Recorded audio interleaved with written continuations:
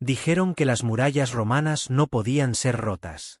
Dijeron que ningún enemigo podría someter a un fuerte romano por hambre. Dijeron que la frontera oriental se mantendría para siempre. Entonces, en el verano del año 359 después de Cristo, un rey persa llamado Sapur II se plantó frente a las puertas de Amida y decidió demostrar que todas esas suposiciones estaban equivocadas. Esta no sería una batalla de velocidad. No se ganaría con valor puro o una carga heroica. Esta sería una guerra de paciencia. Fuego, tiempo y presión constante e implacable. Para cuando se lanzara la primera piedra, ambos imperios aprenderían una verdad brutal. Incluso las murallas más fuertes pueden caer, cuando el destino tiene suficiente tiempo para actuar. A mediados del siglo IV después de Cristo, Roma ya no confiaba en su futuro en el este. Durante generaciones, Roma creyó en una regla simple. Fronteras fuertes significaban paz duradera. Murallas, fortalezas, ejércitos disciplinados. Eso mantenía el peligro lejos. Pero la frontera oriental ya no parecía estable. Al otro lado estaba el imperio sasánida de Persia, un poder que Roma no podía intimidar ni derrotar fácilmente. Esto no era una colección de tribus bárbaras. Era un imperio centralizado con dinero, recursos humanos y experiencia. Roma y Persia habían sido rivales durante décadas. Luchaban una y otra vez por las mismas tierras, especialmente Mesopotamia. Esa tierra no pertenecía completamente a ninguno de los dos. Pero ambos la reclamaban. Mesopotamia era plana, abierta y difícil de defender. Los ejércitos podían moverse rápido. Las rutas comerciales pasaban directamente por allí. Cualquier debilidad era peligrosa.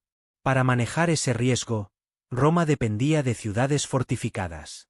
Ciudades como Amida. Amida no era importante por su tamaño o riqueza.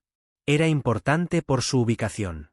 La ciudad se encontraba directamente en una ruta principal hacia la Siria y Anatolia controladas por Roma. Si un ejército enemigo tomaba Amida, el camino al oeste quedaría abierto. Si Amida resistía, ese camino permanecía cerrado. Para Roma, Amida era la cerradura de la puerta oriental. Los ingenieros romanos entendían esto perfectamente. Reforzaban la ciudad año tras año. Las murallas eran gruesas y altas, construidas con basalto oscuro increíblemente difícil de romper. Las torres estaban colocadas cerca unas de otras, permitiendo que los defensores cubrieran todos los accesos. Amida no estaba diseñada para asustar a los enemigos. Estaba diseñada para resistirlos. Los comandantes romanos confiaban en este diseño.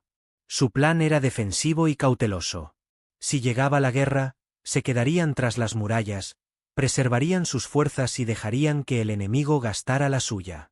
Pero del lado persa, la paciencia comenzaba a convertirse en frustración. Sapur II, gobernante del imperio sasánida, había pasado la mayor parte de su vida en guerra con Roma. No veía a Roma como débil, pero tampoco la consideraba imparable. Lo que veía era una frontera empujada profundamente en territorio que Persia reclamaba como suyo.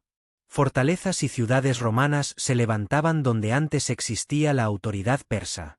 Para Sapur, esto no era defensa. Era ocupación.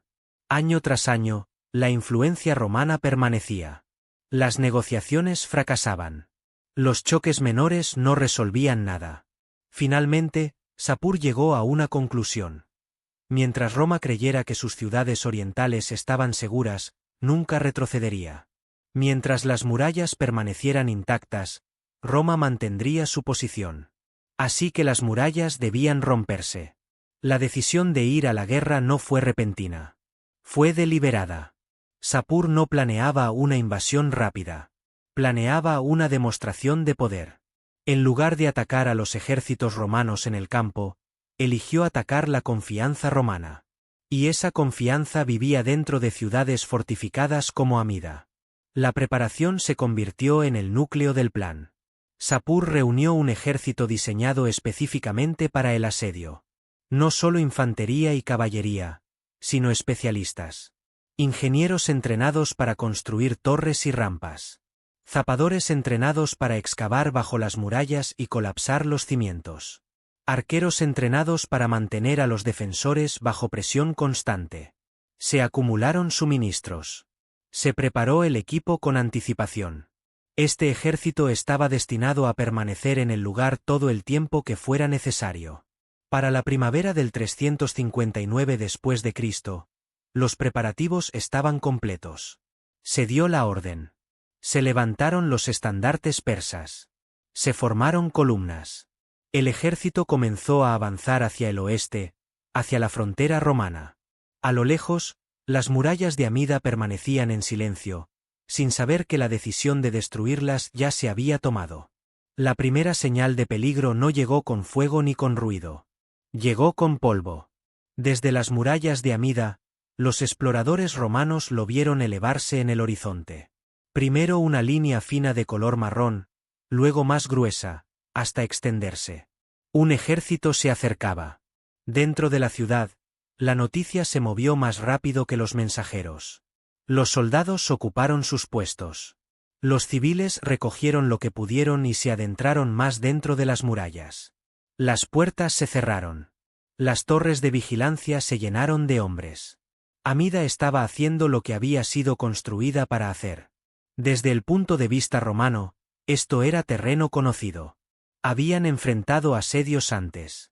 Sabían la rutina. El enemigo llegaría, probaría las murallas y fallaría. El tiempo haría el resto. Pero a medida que el ejército persa se acercaba, algo se sentía diferente. No era un avance imprudente. No había cargas repentinas. No había ataques apresurados. Las columnas persas avanzaban lentamente, deliberadamente. Las unidades mantenían la formación. Los trenes de suministro seguían cuidadosamente detrás. Todo sugería planificación, no urgencia. Cuando el ejército apareció finalmente en toda su magnitud, la escala se hizo evidente. No era una fuerza de saqueo. No era un espectáculo de intimidación. Era un ejército de ocupación.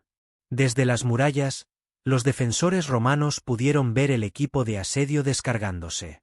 Madera, herramientas, materiales preparados mucho antes de llegar a la ciudad. El mensaje era inequívoco. Este ejército no había venido a amenazar a Amida. Había venido a quedarse. Sapur II no avanzó apresuradamente. Eligió cuidadosamente su terreno. El campamento persa se estableció metódicamente, justo fuera del alcance de los arqueros. Se levantaron tiendas en filas ordenadas. Se construyeron defensas casi de inmediato. Los persas no estaban solo atacando una ciudad. Estaban construyendo una temporal propia.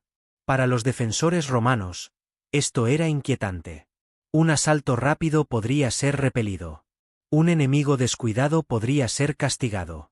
Pero la paciencia era más difícil de combatir. Pasaron días. No hubo ataques mayores. En cambio, los persas observaban. Estudiaban las murallas, medían distancias, analizaban la ubicación de las torres y los ángulos de tiro. Desde dentro de Amida, los defensores sentían crecer la presión sin que se diera un solo golpe. A veces volaban flechas, no para matar, sino para provocar una respuesta, aprender. Los comandantes romanos comprendieron que este asedio no se decidiría solo por el valor. Se decidiría por la resistencia. Se contaban los suministros. Se aseguraban las fuentes de agua. Se controlaban las raciones. La ciudad era fuerte, pero estaba abarrotada. Cada boca adicional significaba que el tiempo importaba más. Afuera, Sapur esperaba. No había venido a apresurar el destino. Había venido a moldearlo. Y al ponerse el sol detrás del campamento persa, una verdad se volvió clara para ambos bandos. Esto ya no se trataba de si Amida sería atacada. El ataque ya había comenzado. Solo estaba esperando su momento. La espera no duró mucho. Después de días de silencio, Sapur II decidió que era momento de actuar. El campamento persa, antes quieto y observador, comenzó a moverse con propósito. Este era el momento que los defensores de Amida temían.